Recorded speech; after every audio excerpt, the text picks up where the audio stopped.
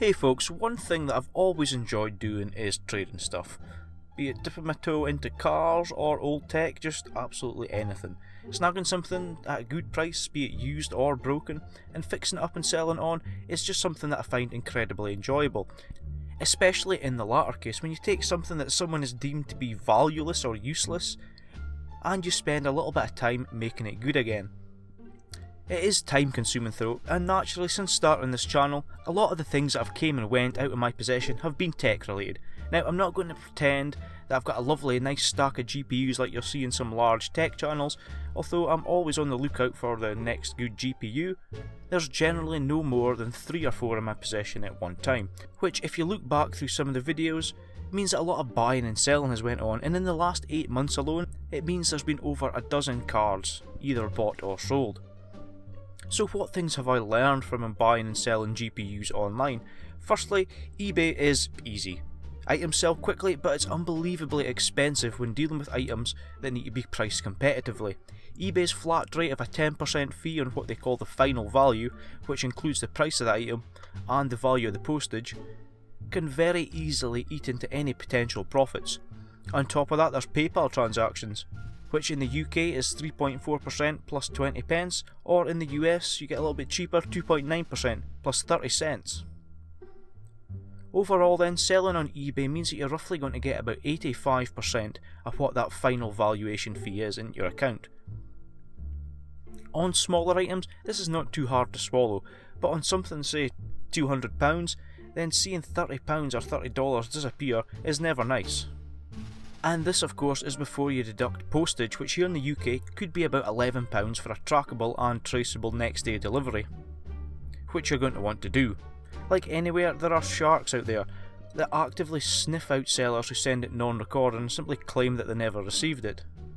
You can't prove that they did receive it, and you've got to offer a refund, meaning that you not only lose the item but you also lose the money for it. So it's always a good idea to cover your back with a good postage. The second option is harder and generally takes a little bit longer for items to sell. This is of course just simply advertising it online. Be it on forums, Gumtree, Craigslist, Facebook, you can net more money selling on these forums.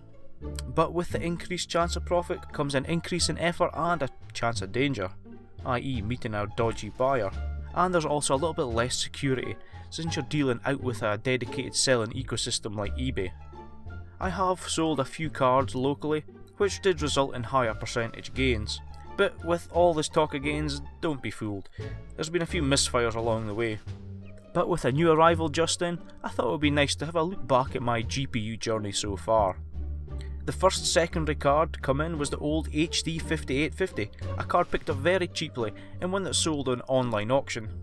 When sold, this card netted around 18% profit, which may sound a lot, but on a card which costs so little, you're only looking at a couple of pounds.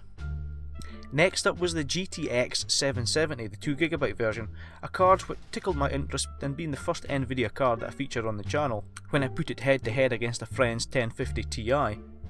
It offered very similar performance to my own R9 280X, and it netted me a nice 5% return. Towards the end of 2016, and after some enthusiastic late night bidding, I found myself winning 2 HD 6900 series cards, one a 6950 with a broken BIOS and the other a reference 6970. Both cards were refurbished and the broken BIOS reflashed, which resulted in a very healthy return. The £5 broken 6950 was correctly reflashed to a 6970 and sold in auction for £50, which after fees meant about a 750% return, whereas the 6970 was simply refurbished and netted around 11% after costs. The next up was one of a few misfires, all from the green team incidentally. The first one was probably the most gutting for me, the GTS 450. This GPU was refurbished back to perfection, and it was the one that I used in my £50 PC challenge. It was absolutely mint, fully boxed and looked factory fresh. And it sold for £30, double what I'd paid for it. But after a week or so I received an email from a buyer claiming that he'd never received it. I checked the postal receipt, and it had been shipped non-recorded by accident. I had absolutely no comeback to him, and lost out on a really nice little card, and the £15 that I originally paid for it.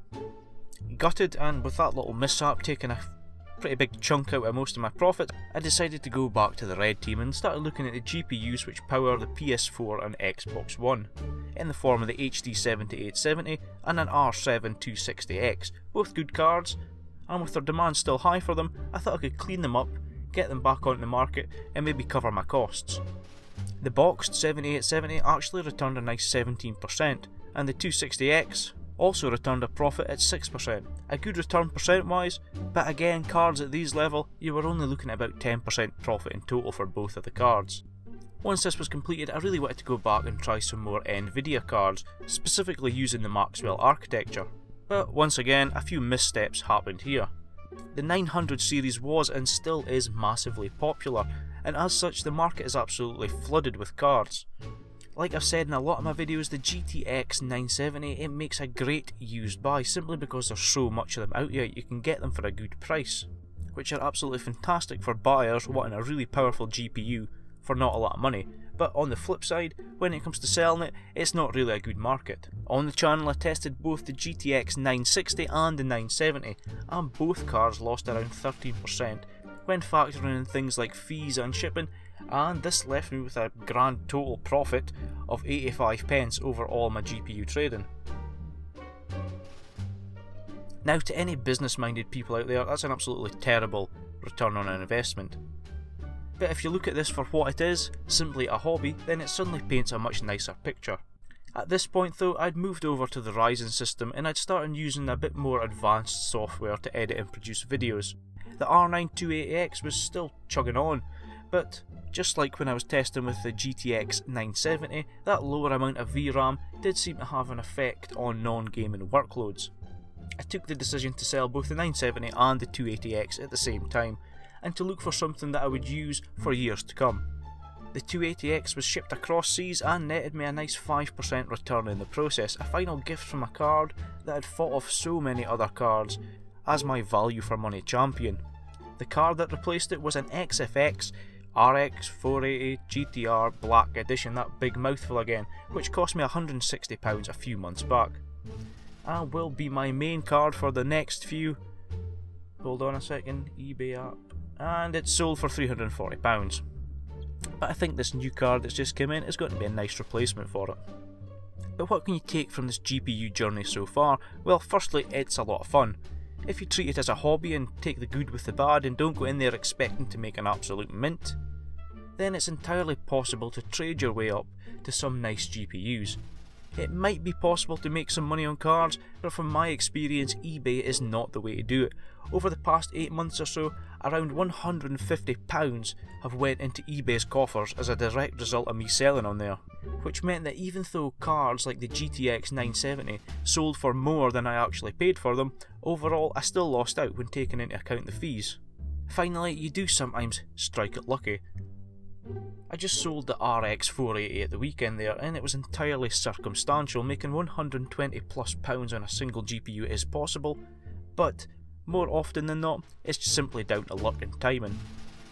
I personally never seen that mining bubble on the horizon when I bought the card, and I've absolutely no idea if, or should I say when, that mining bubble will inevitably burst. But like I said, a replacement card for that 480 is just in this week, and with me is still the GTX 1050 Ti and the GTX 660 Ti. I think now we're going to hit the reset button and see if moving out with traditional selling on eBay is going to be able to yield better results than simply breaking even come the end of the year.